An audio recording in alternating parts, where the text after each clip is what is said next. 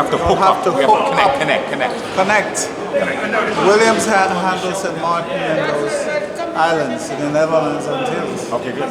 And I want you all to meet because I'm sure you have a representative or looking for a representative. Yes. Okay. 3, 2, 1.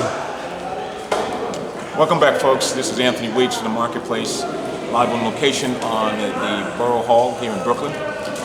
Another spectacular event put on by the Caribbean American Chamber of Commerce, better known as CACCI, in conjunction with the president, the borough president's office, Eric Adams, and it's of course in recognition, acknowledgement of the contribution of the Caribbean diaspora in this country, specifically in the New York tri-state area.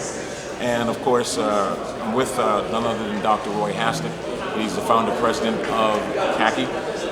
Roy, as usual, thank you so much for being part of the program. And would you say, were you pleased with the outcome?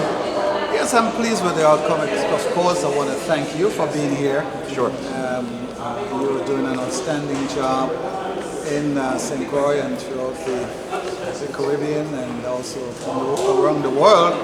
And we're happy that you're a member of the Caribbean American Chamber of Commerce and Industry. And you're here not only to represent your viewing audience, but also to make sure that you continue to support CACCI and what we're doing here in the... You've been a hard, working champion of the cause of Caribbean people, the Caribbean community. It's been a long time. You've been at this for a while. Are you pleased with the progress to date? Have we made enough progress, or do we just pretty much say we have arrived, or do we have a lot more work to do? Well, I'm looking at a few areas. Let me say that we are getting there. When I started in 1985 with the Caribbean American Chamber of Commerce and Industry, it was more or less a dream. Today it's a reality. And the reason I say this is because it took me almost 20 years to realize that whatever you are doing, it has to be sustainable and it has to have that economic development trust behind it.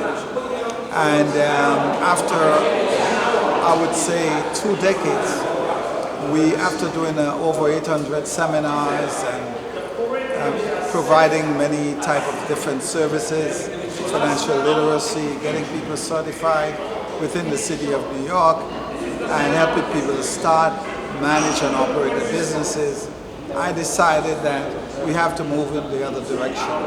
And I decided to focus on a sustainable project that we would have so that we can join forces with our elected officials, the mayor of the city of New York, Bill de Blasio, the congresswoman who is of Caribbean descent, Yvette Clark, the council member, Dr. Matthew Eugene, who is of Haitian descent, the assemblywoman, 2 of them, one is Haitian and the other one is, she's from St. Martin for the first time. We all came together working with the developer that the city selected to make sure that we have a sustainable project, and that project is a mixed-use project. It's a home of the Caribbean American Chamber of Commerce and Industry. It will be a micro-enterprise incubator. They're helping almost 50 entrepreneurs, micro-entrepreneurs to become entrepreneurs, and also to make sure that we help emerging businesses to become capable of getting contracts with the city of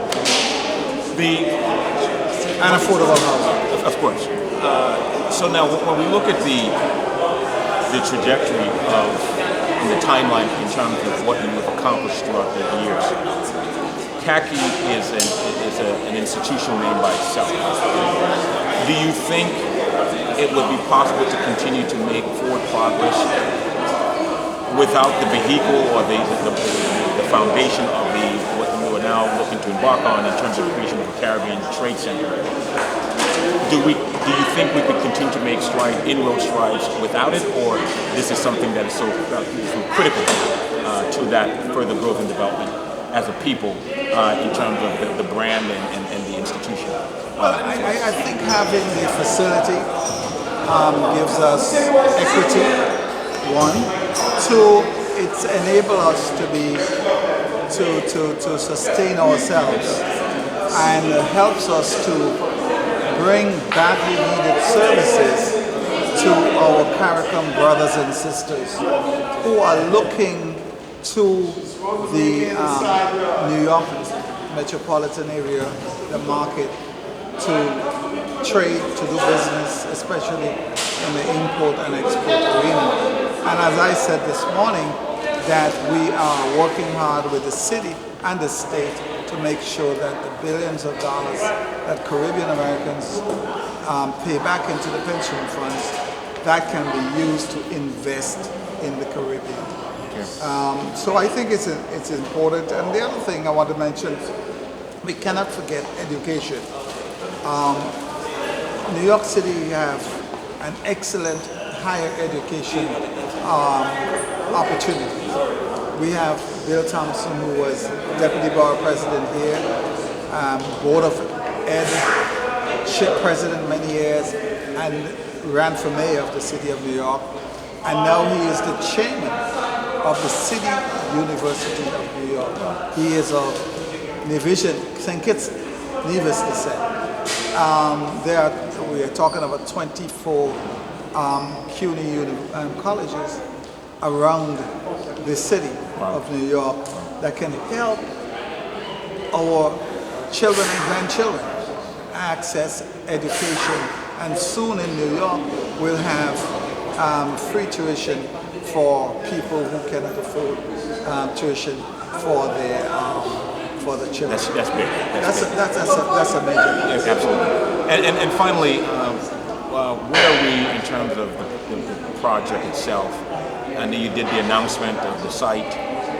When is construction going to take place, and in terms of when do you anticipate completion? Well, the process was, first we selected the city selected the developer. It's a minority developer and someone of Caribbean descent, plus marrying, partnering with an African American brother. They have that company, and they do a lot of buildings within the city.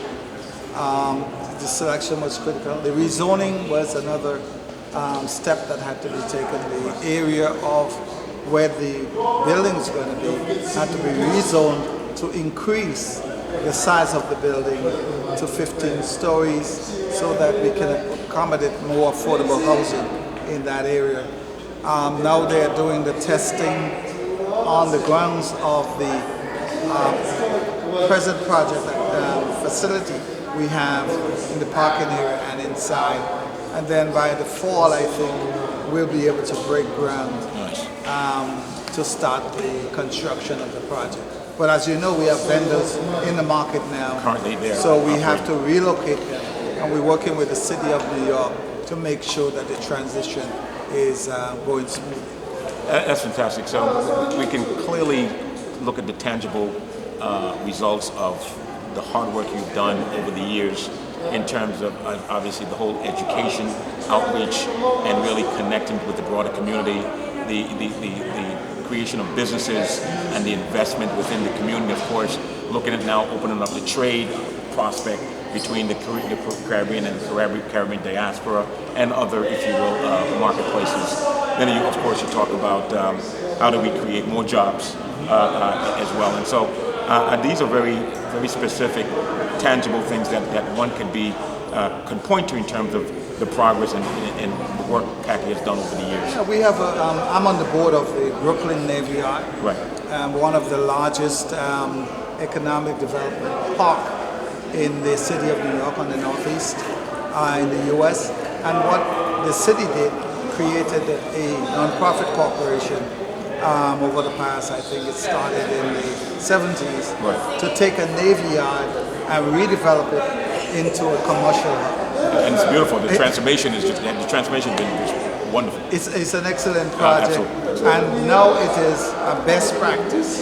Right. If you come to New York City, you got to go to the Brooklyn The Brooklyn Navy Yard. You Exactly. know, Interesting. they turned it from